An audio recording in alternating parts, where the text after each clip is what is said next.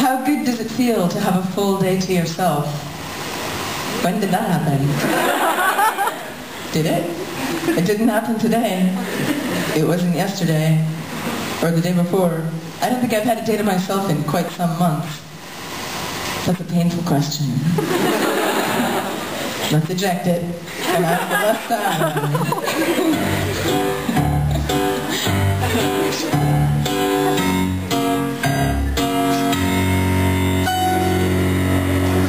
Steven? Blur or Oasis? Well, hold on.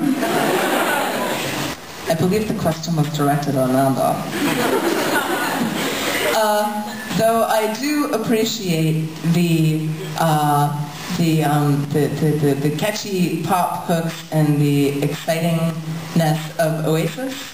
And I think Wonderwall is a fabulous dancing song. I do kind of prefer the wanky art school pretentiousness of Blur. Next question. I might have to play that song tonight now.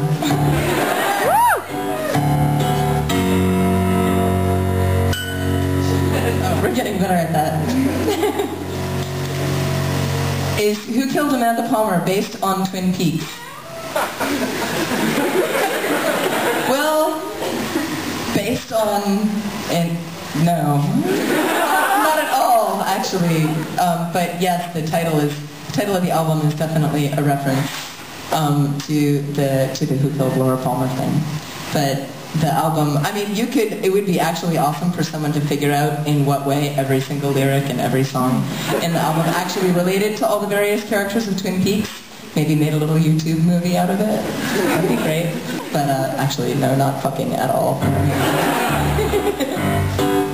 Last one. Make it a good one, Steven.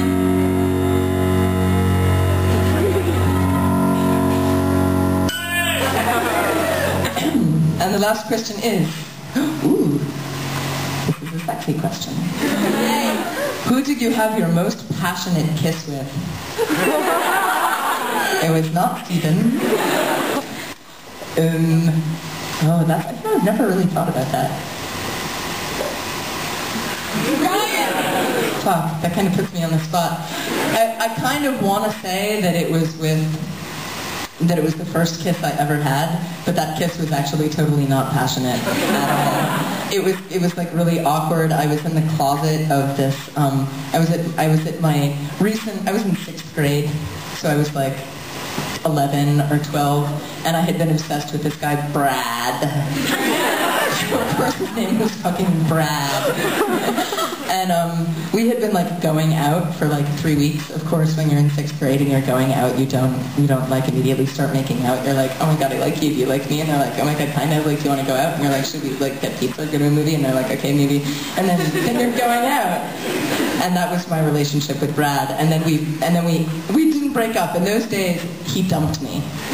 So he dumped me for this Swedish exchange student named Emma. She was hot and blonde, even when she was 11. I'm sure she's even hotter and blonder now. I'd stand even less of a chance against her. And I went to his birthday party anyway, which was drama. I showed up at his birthday party, and then I at the party, like you do when you're that age and you go to school dances and stuff, and someone's just dumped you, and all the girls want to have something to talk about. At that party, I was depressed. And all the girls were like, oh my god, Amanda, are you depressed? And I was like, I'm totally depressed. And they're like, oh my god, I know Brad dumped you, so like, do you want me to talk to him? I'll totally talk to him if you want to. And I was like, no, you shouldn't talk to him, it's fine. Like, he's going out with Emma, it's fine. I'm just going to go in the closet and cry. So I went in the closet and cried, and Brad came in and French kissed me, and I was like, oh my god, it's awesome. But it was terrible! And we both had braces. Lots of pain involved, and immediately after the kiss, he asked me in a kind of a disgusted tone of voice, like, are you wearing lip gloss? Kind of, it tastes weird. And I was like, that is the least romantic thing I've ever heard. If my life is ruined, hopefully when I have sex for the first time it will not be this awkward. It was awkward. No. No, the first time I had sex was great. That's a different story, and you're going to have to come to another show and ask me a separate question. And that was God laughing at me. But my most passionate kiss... Oh, and the wine's here. The most passionate kiss, I don't know. I think that's sort of like a let's get drunk later on and I'll probably tell you all about it kind of question. I could throw out a bunch of random ones. I think that there's been... But like, comparing kisses is like apples and oranges. There's certain kisses that are really passionate because they're with complete strangers. Like you do. And then there's certain kisses that are totally passionate because they're like, oh my God, we're in love, and And they all rate differently. There's like all sorts of different scales, and you'd have to sit down and kind of figure it out.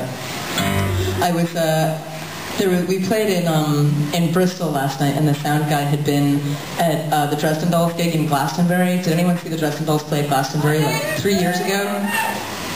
Maybe one lonely person. We played in the John Peel tent. And it was our last day of tour. We had been on this like maniacal evil tour for like months and months, and it was our very last night. And so everyone in the crew and me like got completely fucking wasted.